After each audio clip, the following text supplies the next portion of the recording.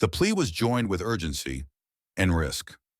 Desperate and besieged, Ukraine turned to President Ibrahim Traoré of Burkina Faso.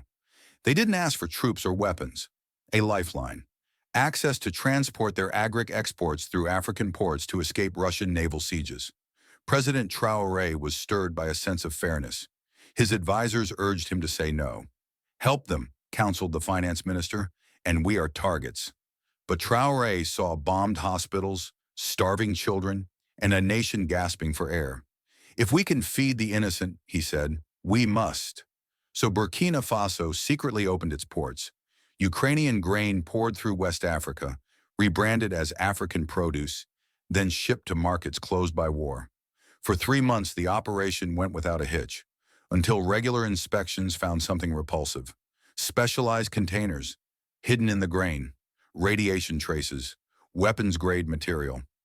We weren't shipping food, Intelligence Chief Drogo whispered. They've been smuggling weapons. Through us. The betrayal was catastrophic. In an emergency telecall with Ukrainian officials, Traoré's voice was calm but cold. You asked for help to feed your people. You used our nation to smuggle weapons. They were for defense, Zelensky continued. Depleted uranium shells, Traoré snapped back, are not humanitarian. He shut it all down in hours. Close the ports, freeze all shipments, call for full disclosure. Russia moved quickly. Propaganda inundated the airwaves, portraying Burkina Faso as a NATO co-conspirator. Retaliation loomed. Allies remained quiet. But Traoré refused to back down.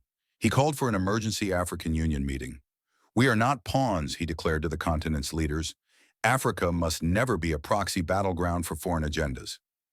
Out of that summit came something new, the African Neutrality Protocol. One whole continent committing to screen all foreign cargo and resist manipulation by East or West. 1 year later at the United Nations, Traoré had another thing to say. We wanted to feed the hungry. But we learned, in today's world, there is no such thing as just humanitarian aid. Every action has consequences. He hesitated and then went on to say, Africa stands for peace, democracy, and justice, not as tools, but as equal partners.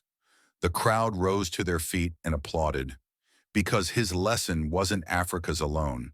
It was a lesson for every small nation. Be aware of the cost of compassion in a world divided. If you believe in a world where small nations are free to choose their own way, share this story.